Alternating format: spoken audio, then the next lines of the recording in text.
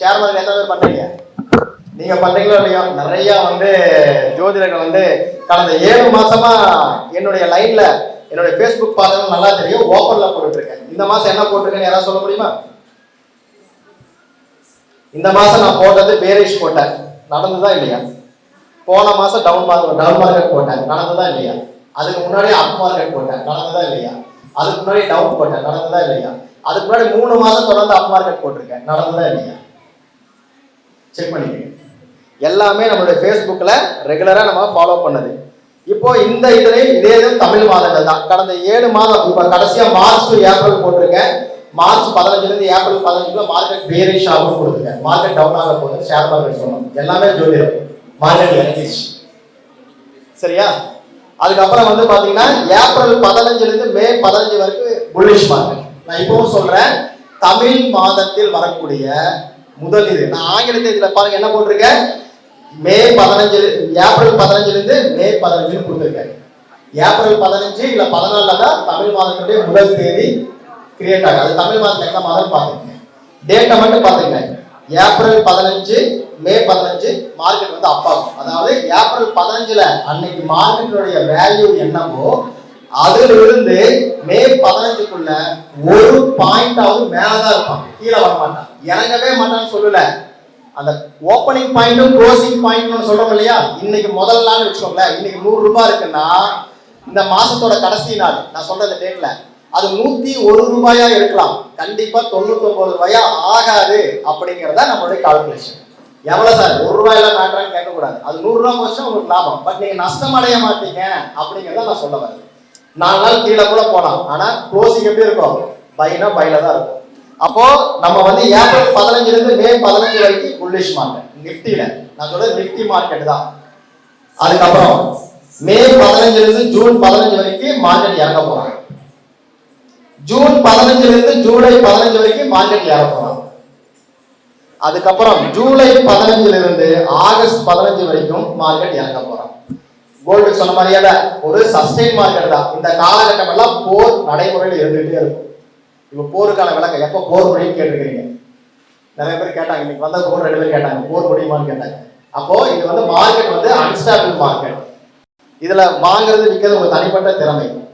இதுவே ஜூலை 15 இருந்து ஆகஸ்ட் 15 இருந்து டிசம்பர் 15 வரைக்கும், எப்படி டிசம்பர் 15 வரைக்கும் மார்க்கெட் நல்லா ஹைல போகும். நிஃப்டி முடிஞ்சா புரிஞ்சுக்கணும், புரியுதுங்களா சார்? இதுவும் கான்ஸ்டன்ட் வேல்யூ சார், மாசம் நடக்குமா, நான் அதை வச்சு இதை கால்குலேட் பண்ணிக்கலாம்னா தோத்து போயிடுவீங்க. அதுக்கு இதுக்கு சம்பந்தம் இல்லை. ஏன்னா கிரகங்கள் ஒரே மாதிரி வேலையை செய்வது இல்லை. நான் கோல்டு ஏன் கான்ஸ்டன்டா சொல்றேன்னா அதுக்கு ஒரு ரூல் இருக்கு. பட் இந்த நிஃப்டிக்கு அது கான்ஸ்டன்ட் கிடையாது. நீங்க இதே மாதிரி மாச கணக்கா வச்சு நீங்க சொன்னதை வச்சு நான் அப்படியே மாசம் எழுதிக்கலாமா, அடுத்த வருஷம் இதே மாதிரி பண்ணலாமா, தோத்து போயிடுவீங்க, நடக்காது. ஏன்னா அதோட கால்குலேஷன் வேற, இதோட கால்குலேஷன் வேற. மெட்டல் செக்டார் வேற, இந்த ஷேர் மார்க்கெட் செக்டார் வேற. ரெண்டுக்குமே வித்தியாசம் இருக்கு. மெட்டல் செக்டார் கான்ஸ்டன்ட் வேல்யூல மூவ் ஆகக்கூடியது. பட் நம்ம பங்குச்சந்தை முழுவதும் கான்ஸ்டன்ட் வேல்யூல மூவே ஆகாது. ஏன்னா பங்குச்சந்தையில மெட்டல் செக்டாரும் உள்ள இருக்கா, ஆயில் ஃபேக்டரி உள்ள வரும். இதை மொத்தத்தையும் கால்குலேட் பண்ணி எடுக்கக்கூடிய ஒரு ரூல் அங்க எல்லாம் கலந்தது ஒரு இது. ஆனா மெட்டல் செக்டாருக்குள்ள போனா இவர் தங்கம் இவர் சில்வர் அப்படின்னு பிரிச்சு வச்சிருவாங்க. இந்த பிரிவினை இருக்கிற வரைக்கும் அங்க கான்ஸ்டன்டா நீங்க முடிவு பண்ணிக்கலாம். ஆனால் நிஃப்டிக்குள்ள வந்துட்டீங்கன்னா எல்லாம் கலந்துருக்கும், அது நீங்க முடிவு பண்ண முடியாது. அதுக்கு ராகுங்கிற பிளானட் கூட கால்குலேட் பண்ணாதான் ஜெயிக்க முடியும். இந்த வருஷம் ஒரு மாதிரி இருக்கும், அடுத்த வருஷம் ஒரு மாதிரி இருக்கும், அதுக்கு அடுத்த வருஷம் வேற மாதிரி இருக்கும்.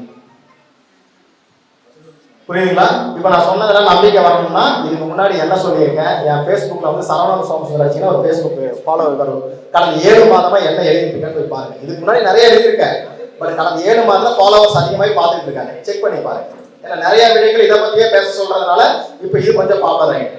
ஸோ இதை நீங்க ஃபாலோ பண்ணீங்கன்னா நீங்க ரொம்ப ஈஸியா சூப்பரா கால்குலேட் பண்ணி எடுத்துக்கலாம். அட்லீஸ்ட் இது என்ன நடக்குதுன்னா தெரியுமில்ல, ஜோதிடத்தின் மீது நம்பிக்கை வர வேண்டும் என்றால் ஒரு தனி மனிதனுக்கு நீங்க ஜாதகம் சொன்னீங்கன்னா 6 மாசம் 1 வருஷம் டைம் போயிட்டே இருக்கும், நடந்தா சொல்ல மாட்டாங்க. ஆனா மார்க்கெட்டை பொறுத்த வரைக்கும் இப்ப நான் சொன்னதை அடுத்த மாசம் ரிசல்ட் உங்க கையில, நம்பலாமா வேணாம் நீங்க முடிவு பண்ணிக்கீங்க. இன்ட்ராடே வந்ததுன்னா இன்னைக்கு மார்க்கெட் ஏறுமா இறங்குமா நான் சொல்றது ரிசல்ட் 6 மணி நேரத்துல என் நம்பருக்கு ஒரு 100 பேர் வருவான். தப்பு பண்ணிட்டா 1000 பேர் என்ன எழுத்து நிற்பான். அப்ப எந்த அளவுக்கு நான் கரெக்டா ஃபாலோ பண்ணணும். அப்ப 14 வருஷமா இது ஒரு தொழிலா பண்ணிட்டு இருக்கேன்னா யோசிச்சுக்கங்க. தொழில் மீன்ஸ் ஆய்வு பண்றது. அப்ப எவ்வளவு கான்பிடண்டா இவங்க சொல்லணும். அப்போ இதை வந்து நீங்க நம்பணும்னா செக் பண்ணி பாருங்க. இப்ப சொன்னதை செக் பண்ணி பாருங்க. நோட்ஸ் எடுக்காதவங்க வீடியோ பார்த்து தெரிஞ்சுக்கங்க. இது எடுக்கும் பொழுது உங்களுக்கு அற்புதமான விஷயங்கள் ஜோதிடத்தில் இருக்குன்னு தெரியும். இதெல்லாம் ஒரு கோர்ஸா கண்டக்ட் நடந்துட்டு இருக்குன்னு தெரியும். நிறைய விஷயங்கள் இருக்கு ஜோதிடத்துல. நம்ம வந்து இதுதான் ஃபைனல் நம்ம சொல்லவே முடியும். இதெல்லாம் சொல்ல முடியுமான்னு கேட்கறது போய் எல்லாமே சொல்லலாம் என்பதுதான் ஜோதிடம். நீங்க சாப்பிட்ற உணவுப் பொருட்கள் வரைக்கும் சொல்லலாம். அதுக்கு ஆய்வுகள் வேணும். ஆய்வுகள் கண்டிப்பா வேணும். நீங்க என்ன ட்ரெஸ் கலர் கோட் போடுவீங்கன்னு சொல்றாங்களா இல்லையா? நீங்க ஜாம கோட் சொல்றீங்களா இல்லையா? உங்க மனநிலை இன்னைக்கு என்ன ஓட்டத்துல சொல்றாங்களா இல்லையா? அப்ப இதை ஏன் சொல்ல முடியும்? எல்லாமே ஜோதிடத்துக்குள்ள அடக்கம். ஒவ்வொரு விஷயத்தையும் நீங்க இதை கால்குலேட் பண்ணும்போது ரொம்ப சிறப்பா சொல்ல முடியும். ஸோ இது வந்து உங்களுடைய கால்குலேஷனுக்காக, நம்பிக்கை வரதுக்காக நான் சொல்லியிருக்கேன். இதை ஃபாலோ பண்ணுங்க. அதே மாதிரி பிடிச்சிருக்குன்னு நம்புறேன். நம்பி இருந்தா ஓகே.